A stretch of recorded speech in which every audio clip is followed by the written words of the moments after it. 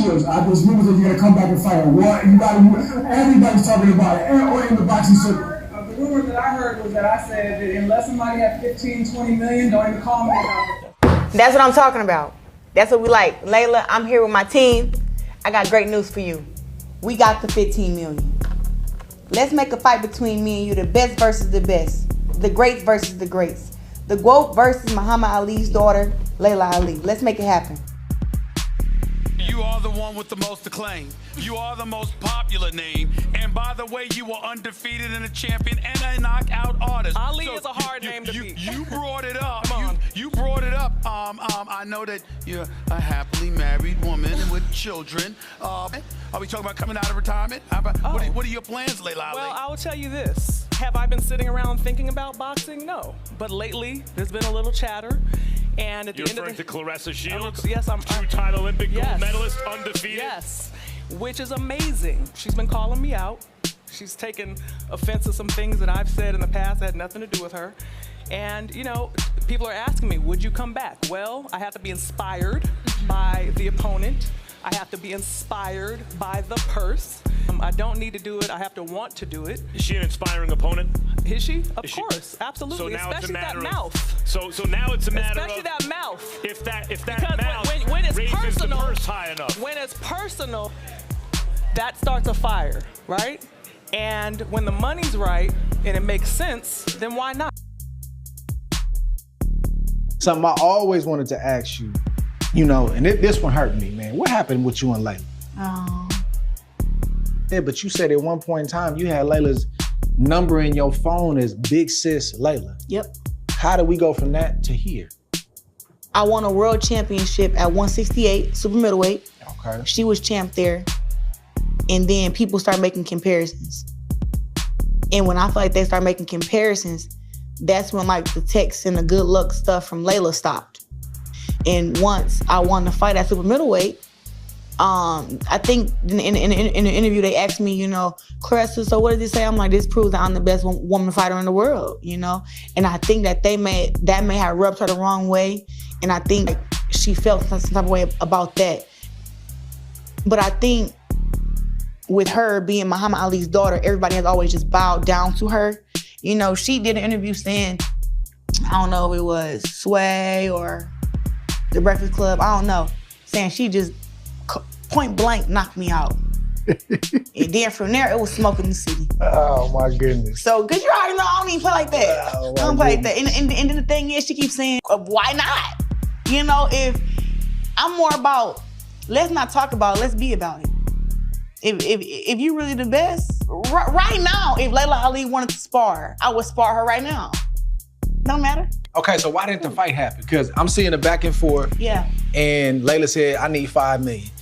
I seen the interview with you and you was like, the 5 million there. She was like, nah, the 5 million gotta be in escrow. Escrow. Then I stopped hearing about the fight. Yeah. What happened? Honestly, you should ask her that because she know what happened. The money was there. In escrow? It wasn't in escrow. She had to go through some things to make sure she was able to fight. And that's when the stuff stopped from there. Never once was I turned down a fight with her or why? This to me, me fighting her right now is still the biggest fight in women's boxing. I believe that. Right now. You got all the Amanda Serranos and Katie Taylors, but Claressa Shields versus Laila Ali, even in an exhibition, still the biggest fight in the world for women's boxing. So why would I turn that down? They're gonna exasperate it. They're gonna spin it. And then the next time I do another interview, at that point, she had already, you know, talked about me and she started putting stuff on her social media page. She ain't never fought nobody. She ain't never, you know, she basically was trying to degrade my legacy and everything that I had done. And I was like, oh, okay, wow, that you crossing a line now.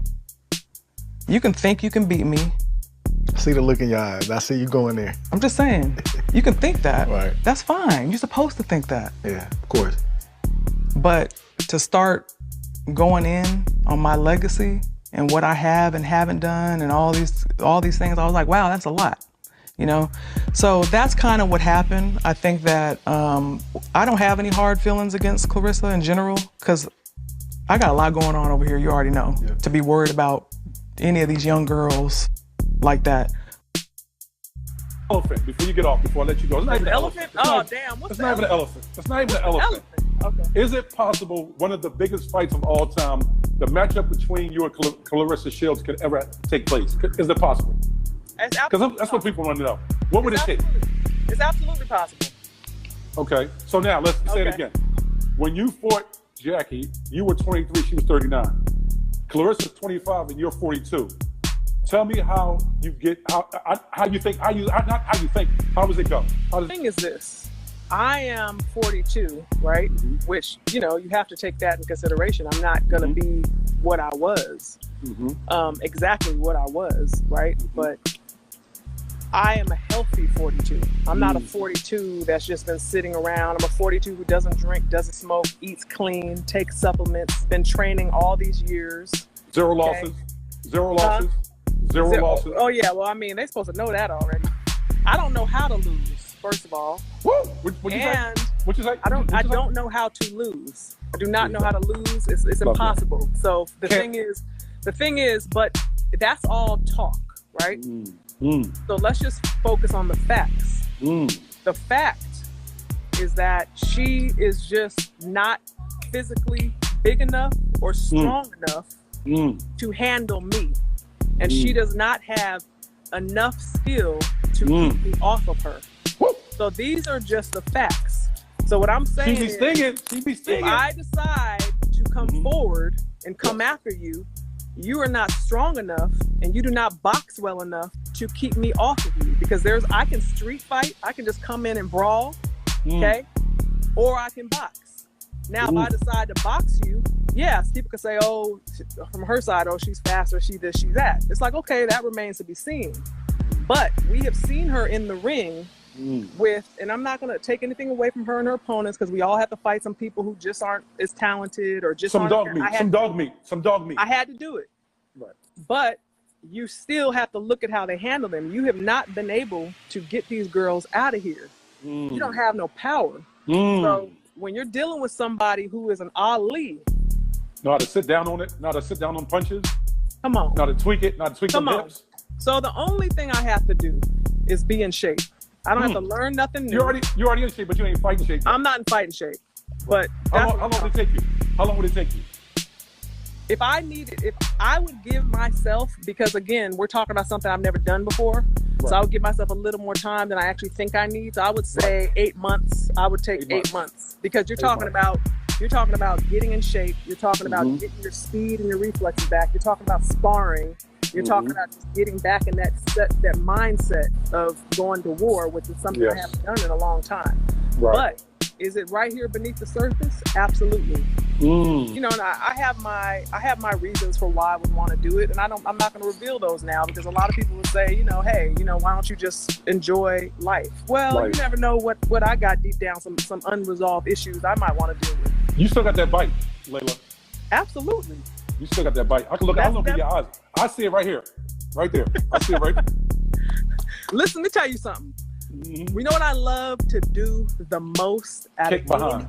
Kick behind. Whoop. I had to whoop. I said I whispered that. Love it. You love it. So I like it. I love it. That's what I do. And you know what makes it more fun? What makes it the most fun is that these girls look at me and they have a certain way of thinking because of the way that I look. But then when that dog comes out, they don't know what to do. We have the $15 million for Laila. Let's make this fight happen. That's what I'm talking about. So you saying we got the 15 million, we got the venue, and we got the dates. Now all we need is Laila Ali. Is we gonna make this fight happen or what? You asked for the 15 million and we delivered.